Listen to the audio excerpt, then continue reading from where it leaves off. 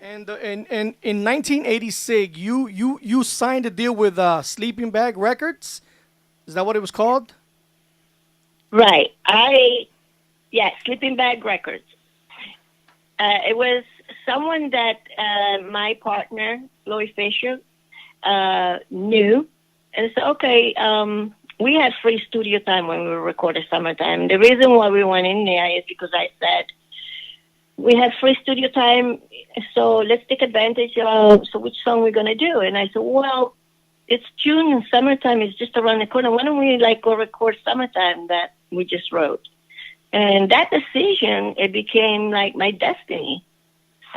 And it was now we're going to Sleeping Bag Records because he knew the guy, Will Sokolow, the president of the label. So we went in there. And we also met Juggy Gale, who was also his partner. And Juggy Gale came from a long time background. He knew all the radio stations, all the people in the music business for many, many years before.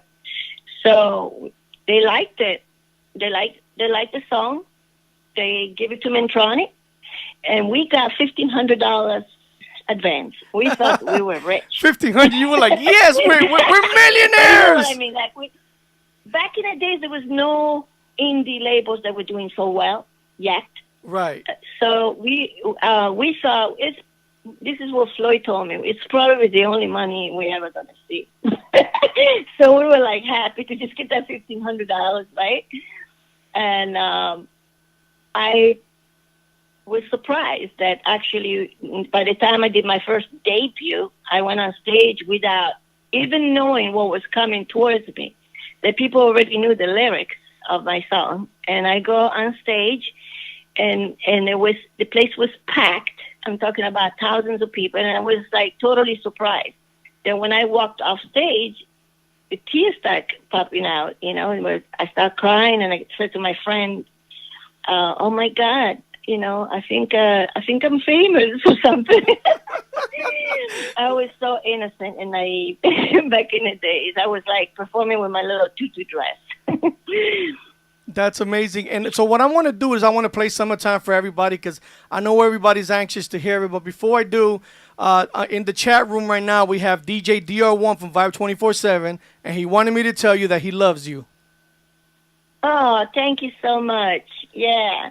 I appreciate that. Any DJs that needs a drop, I don't charge, by the way. Yeah, I know some artists drop, and when they tell me they charge, I'm like, it's okay, no thank you. All right. Anyway, sometimes I forget a couple of people when they inbox me, and I get a lot of mail, and then if I don't get back to you, it's not because I'm ignoring you. It's because there's a lot of mail that I go through. And something gets lost in the shuffle. I'm sorry, but that's the way it is. Well, for me, I have a secret now. I will encourage people to just ask me again because I am not. It's not like your message is the only message that I get, and if I'm not going to see it again, maybe I'm busy today. I can probably do it in a week or a month from now. But you got to remind me. Okay. Say, hey, you have time now. And I will do it. I've done it many, many, many times. That's awesome. For me, I got it. I got to say, Lulu, I got a secret weapon. I got Gail Hoyer. So hey, when I can't get her heel, I say, "Hey, Gail, I can't get a hold of Nocera." She's a weapon. That's right. She's my secret weapon, and I love her for putting this. Again, I know you're listening, Gail. I see you. Thank you for putting this interview and the other interviews you do for me. Bella Entertainment, everybody. All right. So with that being said. Here we go. The song we've all been waiting for, Summertime, Summertime. Yeah. If we were at a club right now, everybody would be standing up, yelling right now.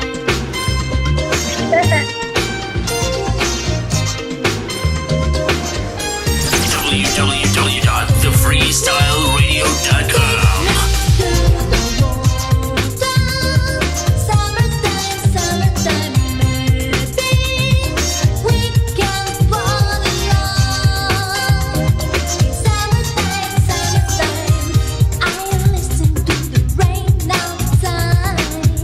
Please come.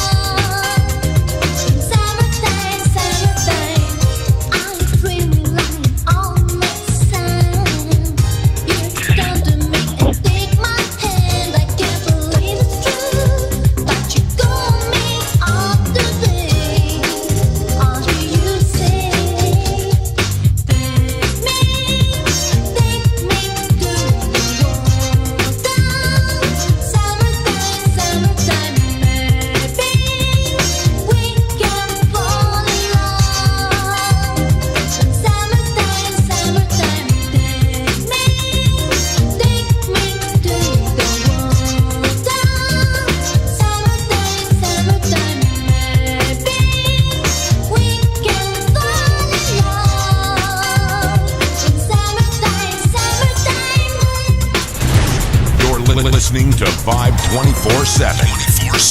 24/7. Banging all the hits you love. Feel the vibe.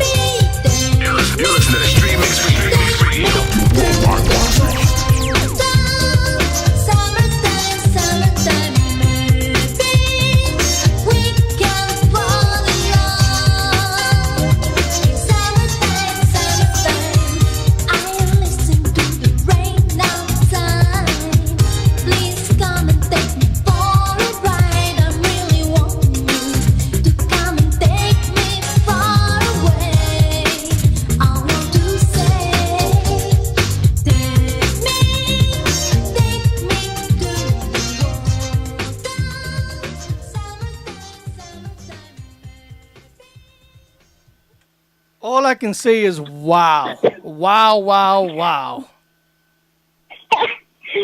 I remember saying to myself back in the days, wow, this song is so good, because I'm very critical of myself. But if I said the song that I wrote is good, it's because I like to listen to it over and over and over again. If I listen to my song over and over and over again, I know it's good. And that was one of them, because I'm very, very critical of myself. If I hate something, I'll dump it. I don't have a problem saying it's mine. If I think it's shit, I'll throw it away. If it's caca, if it's shit, it's gotta go. That's the way I am. All right, so then that was 1986. In 1987, off your album Over the Rainbow, the next song, which also became a very, very hot hit, was Let's Go. So what inspired you to go from Summertime to go to Let's Go just 1 year after? Well, just so everybody knows, I didn't write Let's Go because my friend and I, we used to be writers together, and I wanted to give him a break as well. So he said he had a song for me that I would like. So I went in the studio, changed it up a little bit, and we did Let's Go. And we tried to have a song that it was, they made sense to be the follow-up after Summertime. Of course, Summertime was such a strong song that, even today that Let's Go we were more prepared with the video, with Club MTV. And the moment we put Let's Go out, it just starts selling off the shelf. I mean, literally, I knew friends, they worked in record shop, and the moment they get the boxes of records, it was sold out. But nothing beat like what Summertime did. Summertime was released in Europe, and we toured in Europe. I had Boy George come and watch me perform. He wanted to meet me backstage. And it was fantastic. That a song in the United States also end up, making it all the way overseas. But well, that's where I'm from, so that I guess that's what I'm saying. That I'm from there. I should have a song that also crossed overseas. And you're from Italy, Italia. Right. Now, let me ask you. So you say you like different types of genres. Have you ever tried doing anything with merengue, salsa, cumbia? No, that's not really my cup of tea. I like bossa nova and samba, but the merengue, yeah, I feel it. I feel it if maybe I hear the music in a club and they play it, I feel it, but not for me to sing and perform. No, that's not my style. Okay, that's good. I get that. That's good. So I want to talk about a little bit about the present time. So I want to know what your involvement is with Gail Hoyer and Bay Entertainment, and tell everybody a little bit what is it that you do with a publicist like Gail, and what people can benefit, because there's a lot of artists out there that are looking for publicists and looking for help, and I want you to tell everybody what they can benefit from hiring somebody like a Gail. Like Gail, I tell you, she's the kind of girl, if she believes in you, she'll flip her back backwards for you. She'll go the distance you won't believe. And it's the kind of person that is there, no matter what time it is. If she's sleepy or not, if she's work in the middle of work, she's there. She'll pick up the phone. She's not going to say, "Oh, I'm tired." Oh no, not today. She's not going to be one of those people. She's there 100%.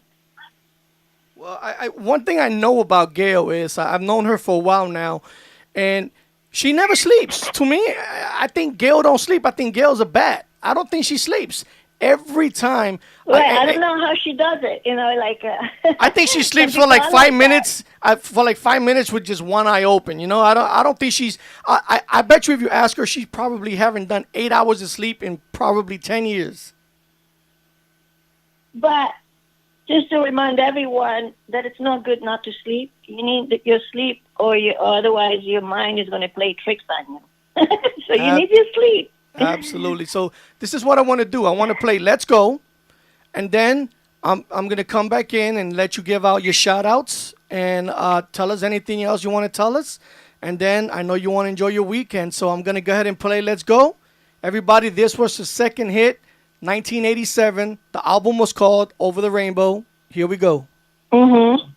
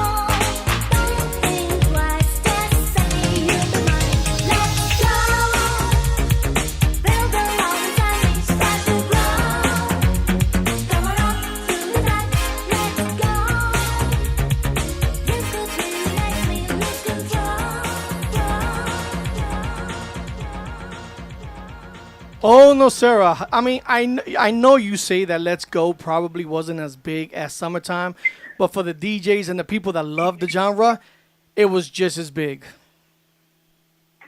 Yeah, it was another magical song. I remember when it first came out, and I didn't know how that was going to do since, like, Summertime was so big. We didn't know if the second one, it was going to be just as good. So, but I remember the moment I started doing the show, I remember this particular show in Florida, and it was just superb. And when you go on stage, everybody knew the song. It was just like we never miss a beat. It was there, just like Summertime. And we did really well with Let's Go. We were still in the top 10 on the Billboard chart. I just wanted to point out that we broke the pop chart. We opened the door for many other artists that came after us. So me and a bunch of other artists like Stevie B, Stacy Q, Shannon, Lisa, and many others, we opened New Shoes. We opened the door in the pop market that was so scared of letting dance music to be a pop song. But when this song is that big, it has to break the pop chart. It's inevitable, you know. It deserves to be there, just like everything else. Rock and all types of pop music and, you know, all the other stuff, miscellaneous stuff, new wave, rock with something else, right? Pop music is pop music in many different forms. You know, if this one just happened to be dance, they broke the dance market first because that was the only way we can be noticed. So we came in the dance market, and then we broke the door. We broke the door in the pop market, and then now it's a whole different story. Now anything goes. But back in the days, it was very, very difficult to have a dance song, the type of music that became popular in the dance scene and then break the pop. It was very, very, very difficult. And to me, I always say it doesn't matter what the song was made for. It doesn't matter what the song was made, you know, about. If it's catchy, people like it, people buy it. It's all that really matters. And to me, it's got both of your songs have great hits. Great beats, and you can dance to both of them. So I love them both. Yeah. I mean, obviously, whenever there is melody and lyrics, it's a pop song. I'm sorry. I don't care what kind of beat that is, you know. Right. Yeah, you couldn't call it a pop song if it was just like music, you know, right? You know, just a piece of music. Although there might be probably a chart for that, and it's probably classical music. I don't know. But what I'm saying is that, you know, music and lyrics is what makes a pop record. Hello. Exactly. Now, let me ask you something. When I know you've toured all over the place and you've played in many, many venues, which venue or location were you like absolutely fell in love with and it was your favorite place to perform? I don't know. My third time I went on stage was at Roseland, which was one of the biggest places. Prince played there, many famous stars.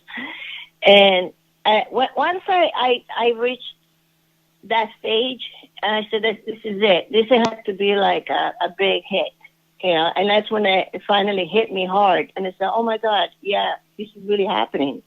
I'm at Roseland, the place that I used to go see, you know, the big stars. Now I'm here doing it.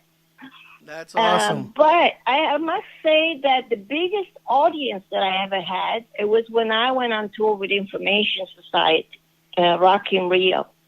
And they were like 280,000 people, if not more. Wow.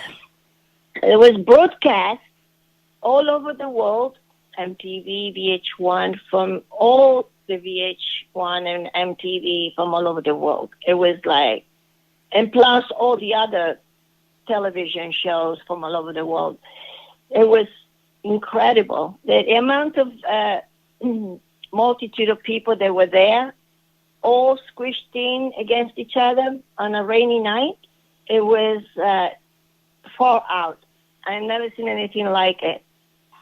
People screaming and say, "Eh-oh, eh-oh, eh-oh." They were just like, just singing along with that thing that is really popular there in Brazil. Because, you know, Brazilian people are very musical people. They love rhythm, they love parties, and they appreciate music like nobody else. Absolutely.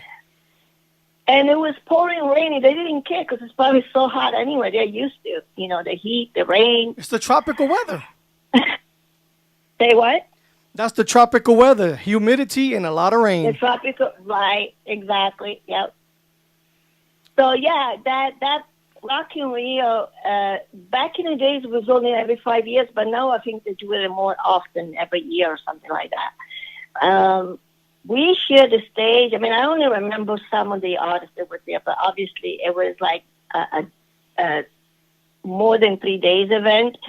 And I remember hearing that George Michael was next door in the dressing room and Prince. And we were all staying in the same hotel. Lisa Stanfield, Delight. Remember Delight? Yes. They did that. They did that one in 1991. Nice. Yeah. So you've seen a lot. That's amazing. Say that again? You've seen a lot. I said that's amazing. You've shared the stage with a lot of artists. Yes, actually, I did. And you still continue to do so. A lot of people are not aware of it. You know that I've been what I've been, and some of the promoters they just don't know. You know, because maybe they're getting in the music business now, and they're not familiar with the past. But it's true. You know, we've been around the block. Oh yeah. So with that being said, I know it's the weekend, it's Friday, and you want to get your weekend started. So I want to thank you on behalf of me, the Freestyle Radio, Vibe 24/7, Classic 47, Extreme Mix Radio, UBM, New York City Freestyle, Miami Mike Radio, who's one of our, guys that has united with us, SGR Records, Canadian Freestyle Music, and more, and of course, Bella Entertainment. We thank you for taking the time out of your busy schedule. I know you're still a little bit under the weather, and you came and still blessed us with an interview. Yeah. I appreciate it. Thank you so much. Is there any shout-outs you want to give out? I want to give a shout-out, of course, to Gail, my publicist, Bella Fedora, my good friend Marla, Danny from the Club Jumpers, who is someone that I am very fond of, and we are working together on the summertime new project. And let's see, I want to give a shout out to my one and only love, Bill Cole, my fiance, and all my fans, my DJ, and there's one particular DJ that is becoming a good friend of mine, and that is Derek Florin. I don't know if you guys know him. Oh, yeah, I know Derek Florin very well. Yeah, we're going to be doing some shows together. Let's see, who else? My manager slash agent, Scott Haslett. Although recently I've been doing a lot of my own managing. That's why we're making those jokes. When he calls, I say, yeah, this is your manager speaking. I'm his manager, he's my manager. Anyway, let's see who else. Miami Mike, happy birthday, Mike. And all those DJs from Miami Mike Radio, Simply Nice, Anthony Mangini, and the list goes on.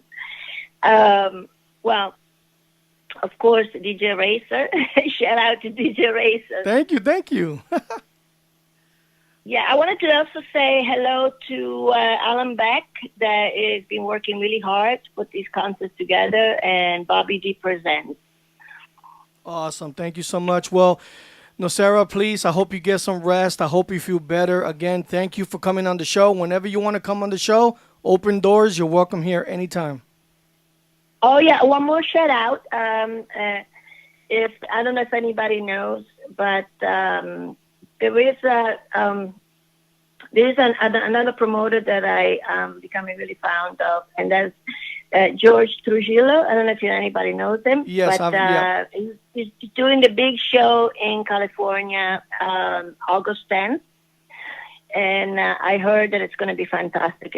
It's already selling out. So, guys, get your tickets while you still can. And hopefully, if I'm not on vacation, I'll be at your concert when you come out to LA in August. Okay, that would be great. Also, Alan Beck is doing a show in San Antonio, June 22nd. That will also be the next Alan Beck show that I'll be on. And Alan Beck is also doing July 13 in San Jose. So that's another California show that I'll be on. Bobby Represents is doing a concert in Vegas, and that is July 20th. Oh wow, so a lot going on. A lot going on, a lot of Miami stuff. So you'll be seeing my face. Gail, you're going to see my face more often now because it seems like Miami's been calling my name. That's a good thing. So again, Nocera, thank you very much. Really appreciate it, and I hope to see you in August in LA. Oh, and one more shout out. Go for DJ it. Sama and Wepa Radio. Hello, Wepa. Oh, that's right, Hello, Wepa Radio. I like this station. That's a good station. Yes. All right, perfect. Thank you so much, Nocera. I'll talk to you soon. Thank you, DJ Racing, and we'll speak soon. Absolutely. Have a Thank great you, weekend. everybody. I love you all. All my friends out there, inbox me. Eventually, I get to you, and I will say hello. Awesome. Thank you so much. Okay. Take care. You too. Bye-bye. Bye. All right, guys, there you have it. Nocera, a legend in this genre, a very, as you heard for yourself, a very good person, knows the business, knows the music, and appreciates everybody. I like the way she laid it out, and she thanked as many people as she can. A person that remembers who to thank is a good person, and that's appreciated by everybody. Miami Mike, happy birthday. Everybody that tuned in, thank you so much for tuning in and listening to the interview. Next week, I have Angel from TKA. That's going to be another good interview next weekend. So make sure you tune in for that. We're going to go ahead and kick it off for the second hour of